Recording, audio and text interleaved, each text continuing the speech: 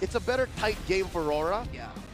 But Liquid just has to figure out how to dismantle that. And also, part of this They have the is the tools can work really well on expanding rivers as well. Like this lineup that is very Aurora is also very expanding rivers. It allows them to even rotate faster. You're talking about a Baksha, Light as well on the Grok if he's able to go ahead and land things up, and it kind of helps them out.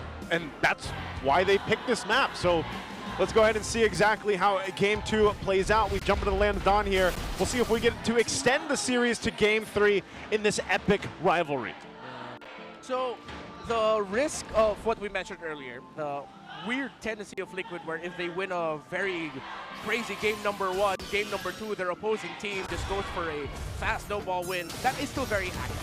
Which is why I'm leaning a little bit more towards Aurora here. Despite Liquid setting the tempo in the mid, they just traded out. They're able to clear without that much of a problem. And, oh, DK goes aggressive. Uh-oh. They jump on a JP. Not much trouble here for the Patriarch to recover from. He holds on to his flicker too. He's just going to go on heal back up.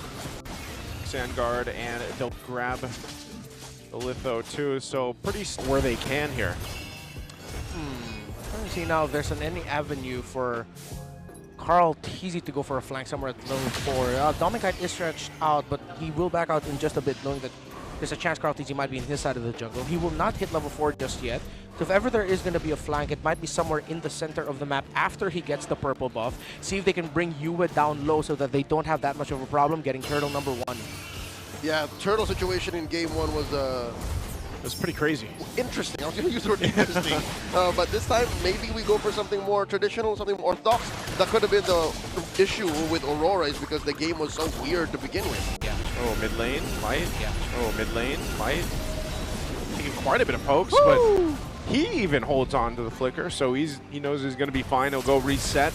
Turtle's going to be up here in a couple seconds. Both junglers have that level 4 available. A little bit of a lead for Carl Teasy as he took the camp up top earlier on in Aurora's jungle. Almost a full bar. Yeah, and this gives him a bit of space to work with, but you still got to respect the Baksha in this first turtle. So he's going to go for a kill? Carl Teasy does not pull the trigger on the shadow kill. Wall put up. Oh, good There's block. the Force of the Phoenix put up by Sanji, so they know where everyone is, but that's just going to be it. Couple ultimates expended here. Heal up for JP. Fight for this turtle. It's half health. Now up 8. Who's going to get it? Retribution still online for both, and it's Demon Kite. Utility jungler reigns supreme. The grab, and the mount by Sanford. Not much of a follow-up here, as Demon Kite put down to a massive tech charge coming in. Edward takes down Carl, first blood. Yep, that's what we were talking about. In terms of the potential of Aurora to get big wins early on, they get the turtle. Carl Teasy stood his ground, but eventually got taken out. Light able to get that massive tech charge in with the wall. This is going to be tough going here for Liquid now, as Aurora can continue this aggression. They're handling the trade in the center really well. But majority of the game so far has been Aurora getting mid priority, and that forces Team Liquid Philippines to get creative. Right now, too, fighting in this side of the jungle. DK committing! Grand Theft Orange, but no, Carl secures! They take down JP though. And now Demon Kite hiding in the brush. Daiki unable to get the kill, and Daiki falls! Demon Kite claims him! And Demon Kite gets taken down by the turret. A little too close there. Okay, little pressure here on this side of the purple buff of Carl Teasy. Doesn't have retribution, but they are going to go ahead and force Edward out of here. So buff secured. Oh, they're going to bring him back. Okay, good use of the flicker there to not get brought back to Carl Teasy. Meanwhile, up top, I have to say, man, Light has been on point ever since he hit level 4. And he's been able to make plays on this Grok here, which technically he eventually was able to do in the last game, but this is much better start for him. Joseph, this is why he held on to the flicker after the sequence in mid. He said, I'm going to need this post-turtle. I'm going to hold on. Yeah, and again, we're seeing here the comfort for Aurora. Across the board, they got picks that they have excelled with, won world championships with, wrecked streaks with, and so good. That was a Skypiercer pickup by Yue. Very different timing. A 4-minute Skypiercer compared to what? The 14, 15-minute Skypiercer earlier? You know what that means. The game's going better. Yeah, that's them saying, oh, we know we got this. We're going to game 3. They catch Sanji, forcing the Fury out of him, but Dominkite will claim him. Again, as predicted, this will be a Dominic-centric game. Rivers put him where he needed to be. Yeah. And so far, Aurora looking like they could end this before 15 minutes as well.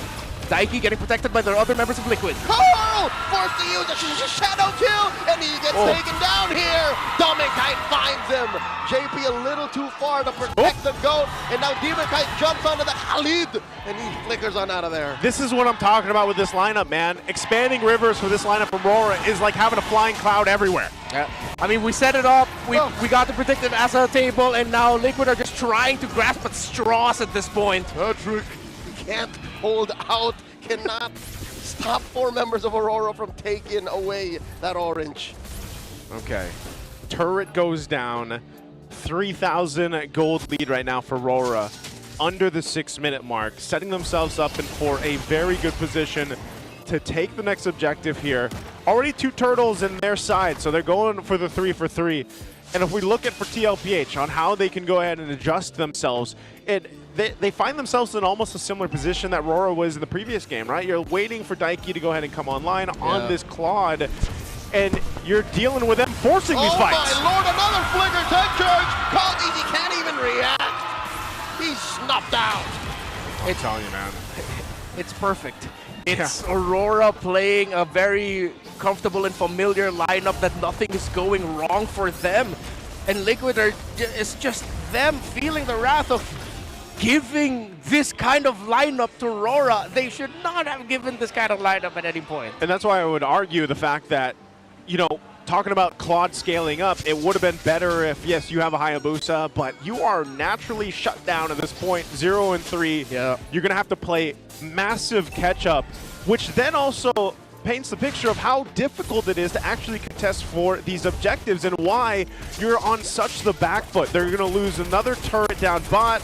You can see how Edward's not even really worried about Daiki or anything unless Carl TZ forces a play here. Shadow kill on Edward alone. Pop in as that bravest fighter just for a little more shields. JP, the backup. UN light response just to buy time for DK to get that turtle and steal away the purple maybe even. And this is a 3-man coalition from Aurora pushing forth up top, 5k help. And they know the orange is up. Here comes Demon Kite. They're going to force him off the buff. And now DK jumps on, compromising JP. No orange buff for Liquid. Oh man, Carl.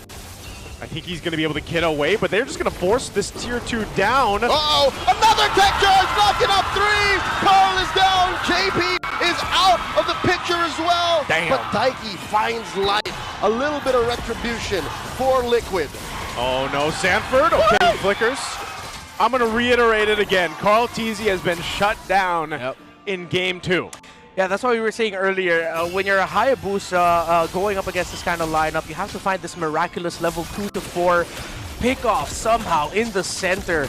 But with Aurora knowing what they're playing with, they have the backshot and then the juice in. They know that they can take risks and not get to the point where it'll be easy for Carl TZ to sweep up, get a kill, and then build through that.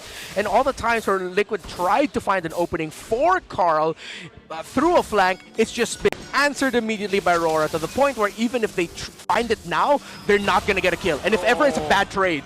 This is Edward and Light drawing a line between Liquid and the door out. Another tech charge. Carl TZ falls. Hewitt gets a stack on him. And now underneath the Zaman Force, Sanford has his hands on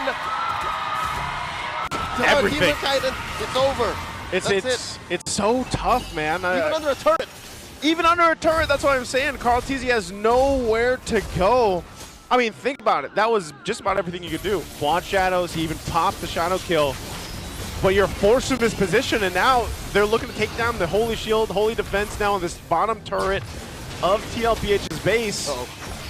Shadow kill once more. Edward, a sliver of help. Carl TZ, little sense of desperation there.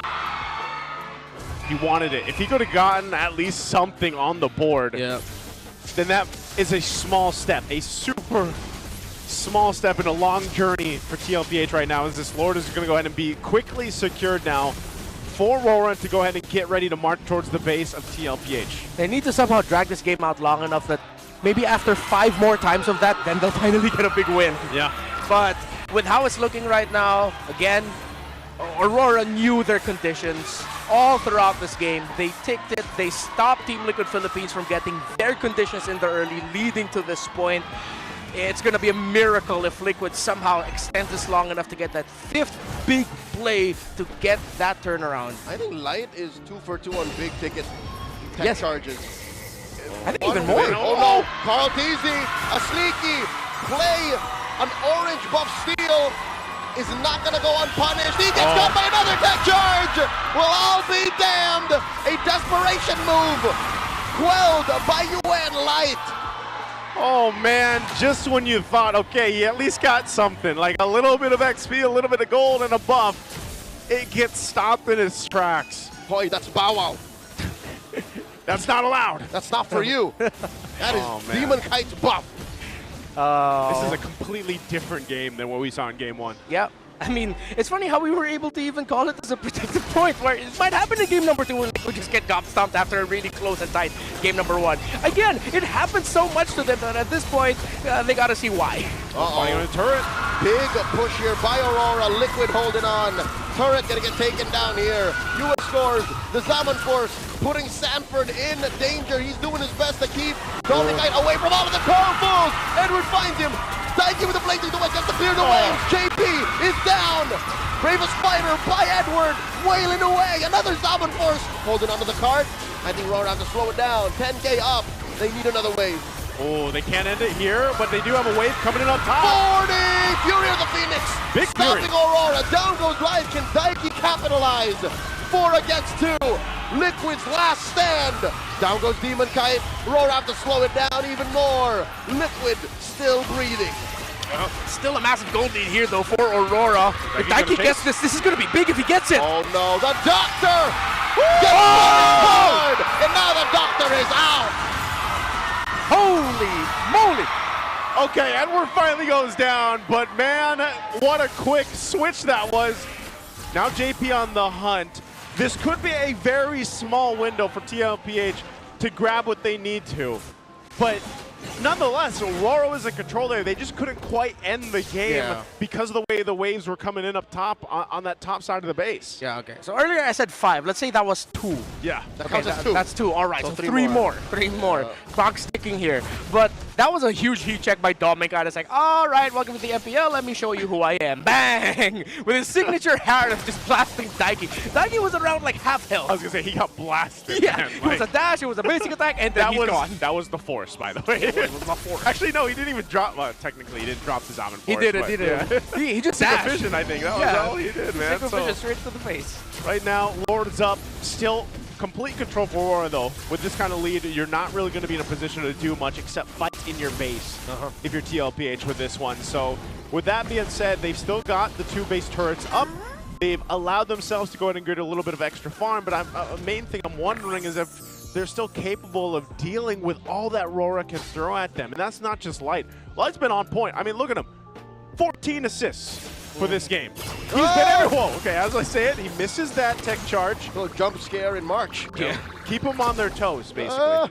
Yeah, I think he was also trying to measure whether or not he was going to commit the flicker, because that would have landed on the tower, if I'm not mistaken. And they're all too far off to follow through. Yeah.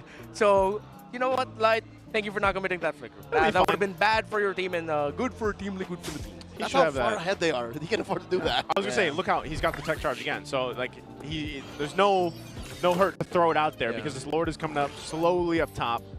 So they delay these waves to go ahead and deal with this push in for that mid turret. Half health on this. TLPH on the defense. Here we go. Lord inside the base. Wave escorted in mid. In comes JP. Fury the Phoenix. Looking for an engage. Dominicite falls. Carl Daisy finds him. Wow. This has gone sideways for Aurora. Their main damage source no longer on the board. Daiki with a blazing duet. Pushing back the rest of Aurora. Edward goes down. The chef cooked him. What happened to Dominicite? How did he get caught like that? Fury of the Phoenix. Now, one simple, I think a very unfortunate time, because at that point, Dominic actually committed a dash. So it's like, uh-oh, I'm dashless. Uh-oh, I'm and stunned. he's got a flicker, right? That man's Yeah. got no purifying. Yeah, I think it was just way too fast for it to happen. That at that point, he just got taken out immediately. That's 3, folks. He got rocked. He got rocked out, and wow, Liquid good read on the situation.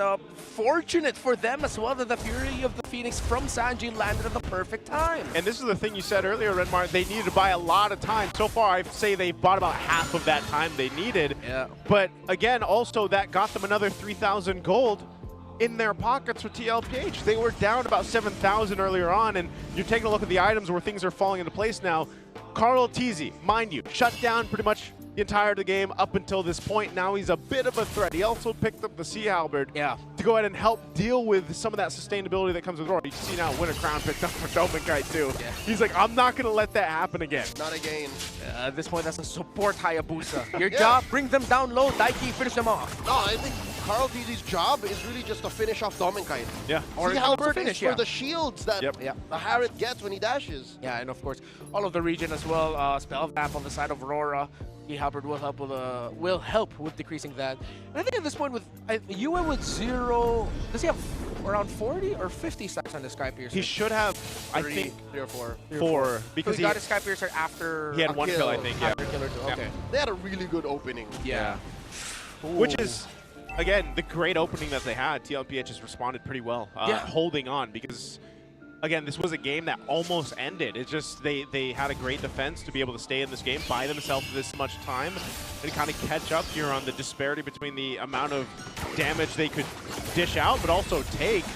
And look, for the first time, they're actually getting in position for this Lord. Are they going to go for it, though? They want to dance Lord here at an 1/8 of its health. And in comes the tech charge. No one home! JP very low. Phoenix, Fury of the Phoenix. In comes the rest of Liquid. Sanji very late to it. Wow. Daiki gets taken out by Edward out of the fight. And now in he comes, places the wet from the flag here. And Domenkite pops him.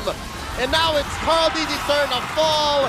2 out of Liquid. And now JP gonna follow through. Triple kite for Domenkite. And now a maniac served up. Sanji falls. Sanji says, nah, not me. Yeah, I'm not giving you number 5. I'm not giving you the Savage. It's just Sanji versus all of Aurora here. What can he do?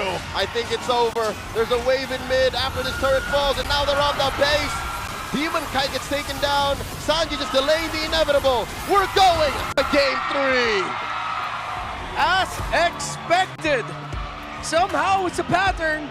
Liquid wins game number 1 in a very, how would I say this, Showtime-like fashion. Yes, sir.